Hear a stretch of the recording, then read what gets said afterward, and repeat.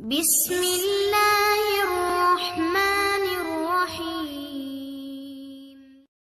ایک بار سلطان محمود غزنوی نے ایک دربار لگایا۔ دربار میں ہزاروں افراد شریک تھے، جن میں اولیاء، کتب اور ابدال بھی تھے۔ سلطان محمود نے سب کو مخاطب کر کے کہا، ہے کوئی شخص ایسا جو مجھے حضرت خضر علیہ السلام کی زیارت کرا سکتا ہو؟ سب خاموش رہے۔ دربار میں بیٹھا ایک غریب دیہاتی کھڑا ہوا اور کہا، میں زیارت کرا سکتا ہوں۔ سلطان نے شرط پوچھی تو عرض کرنے لگا، 6 ماہ دریا کے کنارے چلہ کاٹنا ہوگا، لیکن میں ایک غریب آدمی ہوں، میرے گھر کا خرچہ آپ کو اٹھانا ہوگا۔ سلطان نے شرط منظور کر لی۔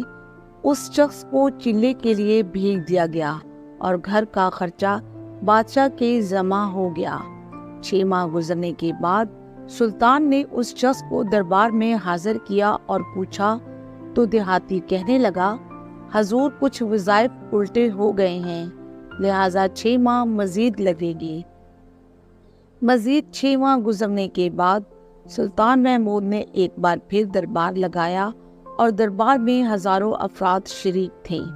اس شخص کو دربار میں حاضر کیا گیا اور بادشاہ نے پوچھا، میرے کام کا کیا ہوا؟ یہ بات سن کر دیہاتی کہنے لگا، بادشاہ سلامت، کہاں میں گناہ گار اور کہاں خضر علیہ السلام، میں نے آپ سے جھوٹ بولا تھا، میرے گھر کا خرچہ پورا نہیں ہو رہا تھا، بچے بھوک سے مر رہے تھے، اس لیے ایسا کرنے پر مجبور ہوا۔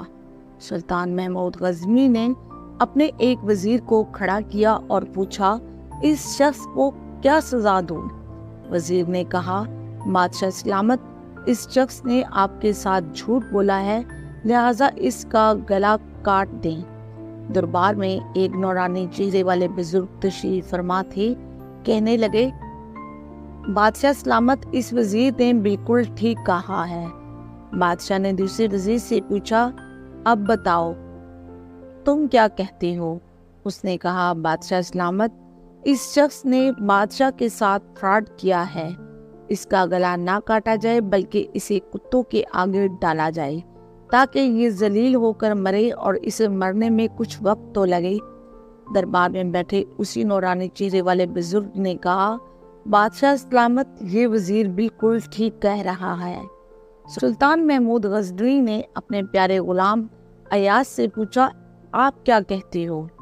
ایاز نے کہا، بادشاہ سلامت، آپ کی بادشاہی سے 1 سال ایک غریب کے بچے پلتے رہے، آپ کے خزانے میں کوئی کمی نہیں آئی اور نہ ہی اس کے جھوٹ سے آپ کی شان میں کوئی فرق پڑا ہے۔ اگر میری بات مانے تو اسے معاف کر دیں، اگر اسے قتل کر دیا تو اس کے بچے بھوک سے مر جائیں گے۔ ایاز کی یہ بات سن کر محفل میں بیٹھا ہوا نورانی چہرے والا بابا کہنے لگا، ایاز بالکل ٹھیک کہہ رہا ہے۔ سلطان محمود غزنوی نے اس بابا کو بلایا اور پوچھا، آپ نے ہر وزیر کے فیصلے کو درست کہا، اس کی وجہ مجھے سمجھ نہیں آئی۔ وہ بزرگ کہنے لگے، بادشاہ سلامت، پہلے نمبر پر جس وزیر نے کہا کہ اس کا گلا کاٹا جائے وہ قوم کا قصائی ہے، اور قصائی کا کام ہے گلے کاٹنا۔